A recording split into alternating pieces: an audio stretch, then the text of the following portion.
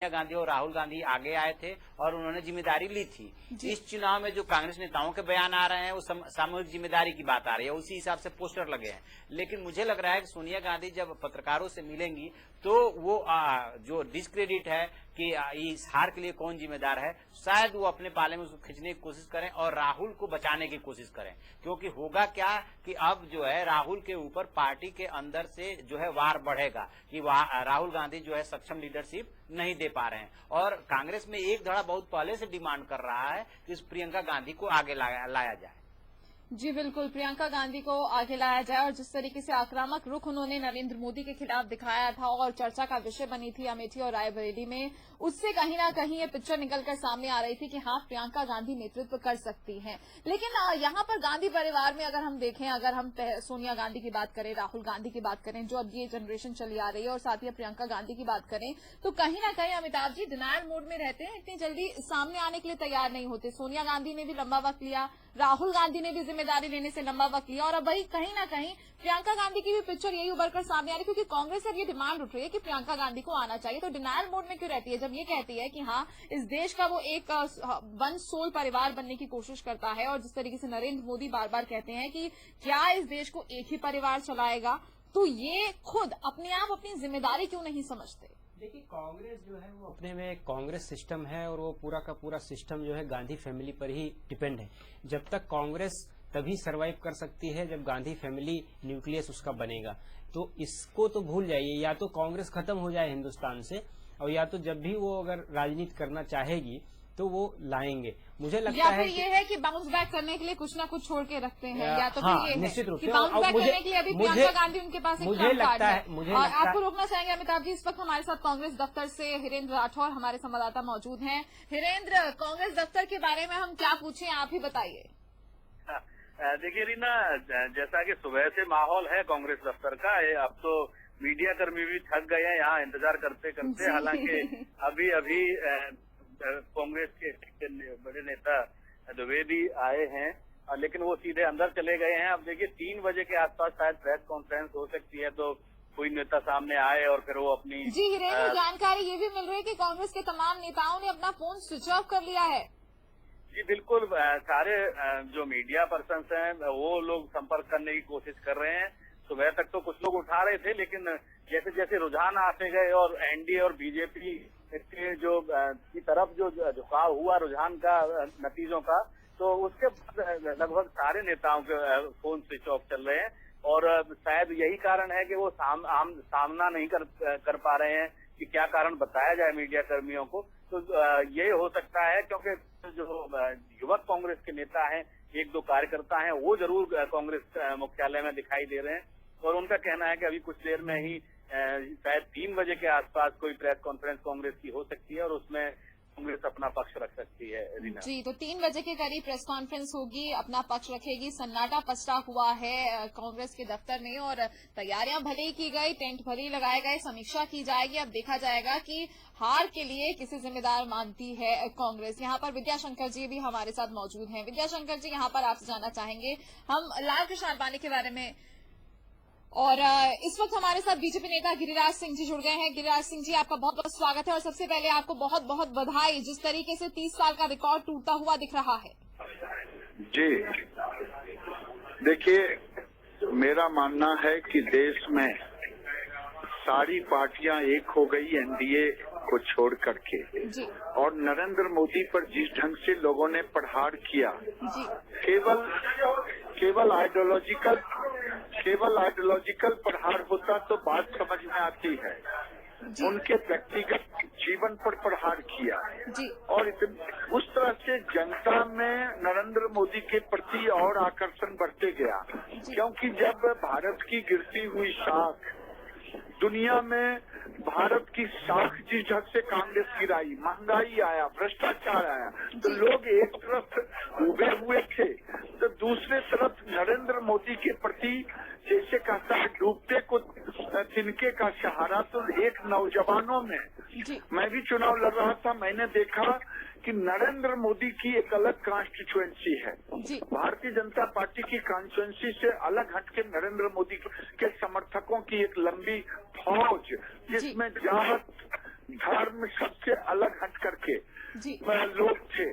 Percentage इसका जो हो, मैं उस पर कोई टीका टिप्पणी नहीं करूंगा, लेकिन कोई ऐसा बुथ नहीं जहां नरेंद्र मोदी की उपस्थिति नहीं। और जब यह स्थिति हो तो इस जीत की उम्मीद न मीडिया की थी, न बीजेपी की थी, केवल नरेंद्र मोदी ने की थी। नरेंद्र मोदी जब कहते थे तो लोगों को लगता था कि केवल ये भाषण के लिए कह रहे हैं। नरेंद्र मोदी को ये आत्मविश्वास था, इसके सिवा किसी। जी, नरेंद्र मोदी को ये विश्वास था और ये अब विश्वास सच होता हुआ साफ दिख रहा है। गिरिराज सिंह जी, पिछले दिनों आप काफी चर्चा का विषय रहे अपने बयानों की वजह से। यहाँ पर आपसे जानना चाहेंगे कि अब वोटर्स ने भी ये दिखा दिया है कि इन सब से उठकर हम आगे बढ़ रहे हैं, तो क्या आप भी इस सब से उठकर अब आगे बढ़ेंगे? देखिए, हम अब उस विषय पर चर्चा नहीं करना चाहते हैं कि मीडिया ने तोड़ मरोड़ के रखा। भारतीय जनता पार्टी का कार्यकर्ता और देश के नागरिक होने के नाते कोई व्यक्ति अतिवादी हो ही नहीं सकता। और नरेंद्र मोदी ने जिस तरह से कहा पूरे देश को लेके चलेंगे, तो मैं समझता हूं कि हम लोग भी उसी पथ पे उनके सिपाही के रूप में चलने वाले हैं। और देश जरूरत है अभी सर्वधर्म संभाव केवल कहने का नहीं, बल्कि एक विश्वास जीतने का और भारत को विकास के रास्ते पर, विकास के शिखर पर, दुनिया के शिखर पर ले जाने का। जी, बहुत बहुत शुक्रिया गिरिराज जी। इसी बात की उम्मीद है अब देश की जनता को कि सर्वधर्म संभाव की राजनीति हो इस देश में और इन सब चीजों से उठकर अब ये सोचा जाए कि पहले हम भारतीय हैं। बहुत बहुत शुक्रिया गिरिराज जी आपका इस तमाम हम A to Z न्यूज से बात करने के लिए। और विनोद जी, यहाँ पर आपसे जानना चाहेंगे, जिस तरीके से गिरिराज सिंह जी भी अब अपने उनके साफ तौर से तेवर बदलते हुए नजर आए, जिस तरीके से उन्होंने कहा कि अब हमें इन सब से ऊपर उठना चाहिए क्योंकि जनता का रुख अब साफ हो गया, क्योंकि इससे अब कोई पॉलिटिकल माइलेज मिलने वाला नहीं है। ये थोड़ी बहुत तस्वीर अब निकलकर सामने जरूर आई है। ये चुनाव का जो नतीजे हैं ये कई मायनों में ऐतिहासिक है जी। इसमें सब जात धर्म सब जितने आज तक के हथकंडे थे उन सब दीवारें वो गिर गई हैं। जी। ये यूथ का लड़ा हुआ चुनाव है जिसमें यूथ ने बिल्कुल उसको नकार दिया है। जी। अब उसमें गिरिराज सिंह जी कुछ कहें या वो अपने मत को बदलें या कुछ भी कहें, वो चुनावी बातें थी, वो पुरानी हो जाएंगी, शायद वो वक्त के साथ सब भूल भी जाएंगे। जी। लेकिन असली बात यही है कि हम सबको ये एक परिवार की तरह चलना होगा। जहां विकास के मॉडल की बात आती है तो वहां सबको मिलकर चलना पड़ेगा। वहां कास्टिज्म और इकोनॉमिक डिफरेंसेस के साथ नहीं चला जा सकता। मैं तो इकोनॉमिक डिफरेंसेस भी आपसे साथ में कह रहा हूं। जी बिल्कुल। कि सबके पास जो कुछ है उन रिसोर्सेज को मिला करके कैसे हम दुनिया के शिखर तक पहुंचे, जी। उस पे हमें विचार करना होगा और उस विजन के साथ हमें आगे बढ़ना होगा। इन सब चीजों से हटना होगा और ये चुनाव ये पूरा ये संदेश देता है। नरेंद्र मोदी जी को ये एक मैसेज उन्होंने दिया कि हम तुम्हारे साथ चलने को तैयार हैं, बशर्ते आप इन चीजों से बाहर आए। जी, तो ये पॉलिटिकल क्लास को भी ये बात समझनी होगी कि अब ये दिन नहीं चलेंगे। अब आपको ग्रोथ और सिर्फ विकास की बात करनी होगी, उसके अलावा कुछ भी नहीं चलेगा। जी, ग्रोथ और विकास की बात करनी होगी, उसके अलावा और कुछ भी नहीं चलेगा। और यहाँ पर अमिताभ जी आपसे जानना चाहेंगे, अगर हम लाल कृष्ण आडवाणी की बात करें, जिस तरीके से उन्होंने यहाँ पर मीडिया को जब संबोधित किया तो उन्होंने कहा कि आखिरकार क्यों हम चुनाव जीते। कहीं ना कहीं उन्होंने एक बार भी ये जिक्र नहीं किया कि ये मोदी लहर का भी एक रीजन हो सकता है। जबकि दूसरी तरफ आरएसएस ने ये जरूर कहा है कि क्रेडिट जो है वो नरेंद्र मोदी को जाता है, क्योंकि बीजेपी ऐसी जगहों में भी जीत रही है जहां पर उसकी नींव भी नहीं थी। अब पुरानी बात हो गई, आडवाणी जी बहुत सीनियर हैं, उनके बारे में बहुत चर्चा मीडिया में हो गई है और अब बहुत ज्यादा उनका कोई अब जितना भारतीय जनता पार्टी के लिए उन्होंने काम किया, भारतीय जनता पार्टी ने उनका उतना ही सम्मान दिया। और आप देखिए कि जब वो एक बार फिर रूठे तो उनको मनाया गया और गांधीनगर से उनको सम्मान, मुझे नहीं समझ में आता है कि आडवाणी जी कौन सा सम्मान चाहते हैं कि उसके लिए बार बार वो वही बात मैं कह रहा था कि जनरेशनल गैप की जो बात है कि जो पुराने लोग हैं, और मुझे लगता है आडवाणी जी के मन में कहीं न कहीं एक ये दर्द है कि शायद 2009 में, क्योंकि वो इंट्रोस्पेक्शन करके नहीं देखते कि उनके अंदर क्या गड़बड़ियां थी जिसके नाते वो जनता से कनेक्ट करके और उसके बाद बहुमत नहीं ला पाए। उनको लगता है कि शायद मेरा साथ नहीं दिया लोगों ने, नहीं तो आज इसी तरीके से मैं भी। अब ये सोचिए अगर उनके मन में ये आ रहा है कि 9 में मैं यही चीज कर सकता था, तो आप समझ लीजिए कि अब उनका अपना दृष्टिकोण होगा, वो जाने। और इसका मतलब मुझे हमेशा से यही लगता था कि आडवाणी जी भारत को उतना नहीं न समझ पाए न उतना कनेक्ट कर पाते हैं पब्लिक के साथ। जी बिल्कुल। जी, आप कुछ कहना चाह रहे हैं विनोद? मैं ये कहना चाह रहा था, ये जो आप वेव दिखा रहे हैं सामने मोदी जी के पास जो भीड़ है, देखिए मोदी वेव कोई ऐसी कोई वेव नहीं, मोदी वेव खाली ग्रोथ की वेव ही तो थी। जी बिल्कुल मोदी के साथ कोई ऐसा कोई और कारण तो नहीं, मोदी एक नाम है जी, और मोदी वो एक प्रोडक्ट- नाम है जिसके पीछे एक बड़ी कामयाबी है, जिसने बहुत कुछ करके दिखाया है और अब उम्मीद जनता को यह है कि सेंटर में भी यही सब होगा। पॉलिटिकल एडिटर हमारे विद्याशंकर तिवारी जी भी हमारे साथ जुड़े हुए हैं। यहाँ पर विद्याशंकर जी आपसे जानना चाहेंगे कि अगर हम बात करें लोकसभा में जिस तरीके से पूर्ण बहुमत की तरफ बढ़ रही है बीजेपी और जो आंकड़े टच कर रही है वो कहीं ना कहीं चौंकाने वाले हैं, हैरान करने वाले हैं और खुश करने वाले भी हैं कि एक मजबूत संगठित सरकार, एक स्टेबल गवर्नमेंट जो है वो सेंटर में बनने वाली है। लेकिन यहाँ पर बीजेपी बार बार ये साफ कर रही है कि वो बाकी पार्टियों को भी लेकर साथ चलना चाहती है। कहीं ना कहीं यहाँ पर एक दूसरी पिक्चर अगर हम बात करें कि अगर हम राज्यसभा की बात करें तो राज्यसभा में जो अभी मेंबर्स हैं वहां पर कहीं ना कहीं एनडीए की जो स्ट्रेंथ है राज्यसभा में वो महज 64 है। तो ऐसे में उसे बाकी पार्टियों का भी साथ चाहिए होगा राज्यसभा में। देखिए, बीजेपी और खास तौर से नरेंद्र मोदी को दो तरह की दिक्कत आएगी। एक तो जो आप बता रहे हैं कि राज्यसभा में उनकी स्ट्रेंथ कम है।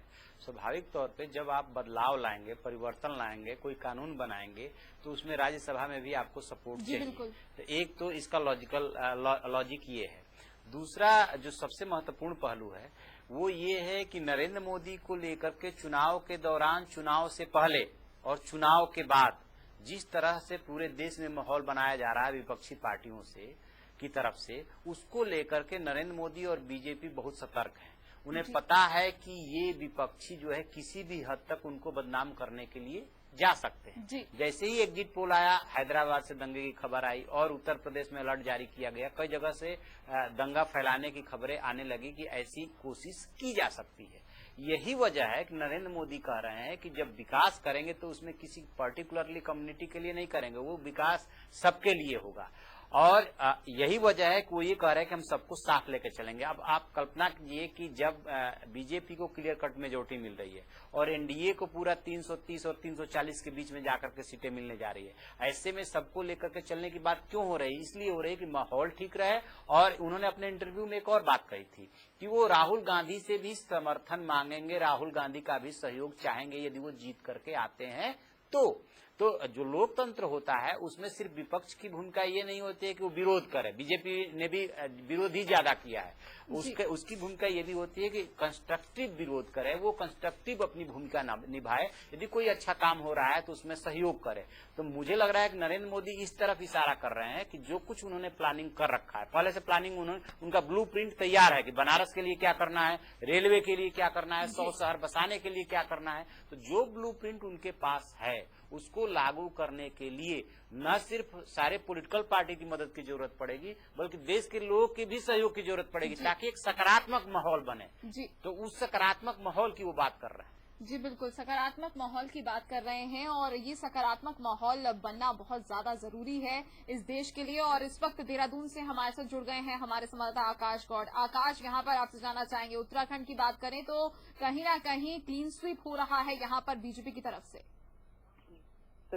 है तो भाजपा की जो पहले कहीं ना कहीं उम्मीद जताई जा रही थी कि भाजपा पहले से ही कह रहे थे कि वो 5 सीटों पे जीत रहे हैं, वो दिख भी रहा है। बात करें तो पौड़ी सीट से जो बीसी खंडूरी थे पूर्व मुख्यमंत्री, वो करीबन 1.5 लाख वोटों से जीत चुके हैं। वहीं बात करें तो नैनीताल से जो पूर्व मुख्यमंत्री भगत सिंह कोश्यारी थे वो करीबन 2.5 लाख वोटों से जीत चुके हैं। और बाकी जो 3 सीट में है उसमें भी भाजपा के प्रत्याशी आगे चल रहे हैं। तो कहीं ना कहीं जिस तरीके से 2009 में कांग्रेस के 5 सांसद जीत के गए थे उत्तराखंड से, इस बार उत्तराखंड से 5 भाजपा के सांसद जीत के जा रहे हैं। जी, 5 भाजपा के सांसद जीत के जा रहे हैं और कहीं ना कहीं ये अब टेंशन की बात जरूर है कांग्रेस के लिए, क्योंकि यहाँ की जनता ने विधानसभा चुनाव में कांग्रेस पर भरोसा जरूर दिखाया था। तो जिस तरीके से बात करें तो जो चुनाव हुए थे विधानसभा में तो उसमें कहीं ना कहीं कांग्रेस को बढ़त मिली थी और बीजेपी 1-2 सीटें पीछे रही थी। अब देखा जा सकता है कि जिस तरीके से उत्तराखंड में आपदा आई थी उसके बाद कांग्रेस ने भी परिवर्तन किया था और जो पूर्व मुख्यमंत्री, अब पहले मुख्यमंत्री थे विजय बहुगुणा जी, उन्हें हटाकर हरीश रावत को मुख्यमंत्री पद पर आया था। और हरीश रावत ने कहीं ना कहीं दावे ये भी किए थे कि उत्तराखंड की 5 सीटों में से करीबन 3 सीटें वो जिता देंगे और केंद्र में 3 सांसद जो हैं वो उत्तराखंड से कांग्रेस पार्टी के जाएंगे। लेकिन जिस तरीके से वो जनसभा में भी गए थे और उन्होंने प्रत्याशियों के लिए जो प्रचार भी किया था तो उसमें भी उन्होंने यही कहा था कि अगर चाहते हैं मुझे देखना उत्तराखंड की मैं कमान संभालूं और उत्तराखंड का मैं मुख्यमंत्री बने रहूं, तो जो कांग्रेस के प्रत्याशी है उनको जीत कर केंद्र में भेजे। तो जिस तरीके से भाजपा भी पहले से भी आरोप लगाते आई है कि कहीं ना कहीं हरीश रावत जो सरकार है वो संकट में है। तो हरीश रावत के लिए देखा जा सकता है कि 5 सीटों पर अगर भाजपा जीतती है तो हरीश रावत सरकार के लिए भी एक संकट के बाद उनको नजर आ रहे हैं, आते दिख रहे हैं, और कहीं ना कहीं हरीश रावत की जो सरकार है वो भी संकट में है। जी बिल्कुल, हरीश रावत की सरकार संकट में अब नजर आ रही है। बहुत बहुत शुक्रिया आकाश।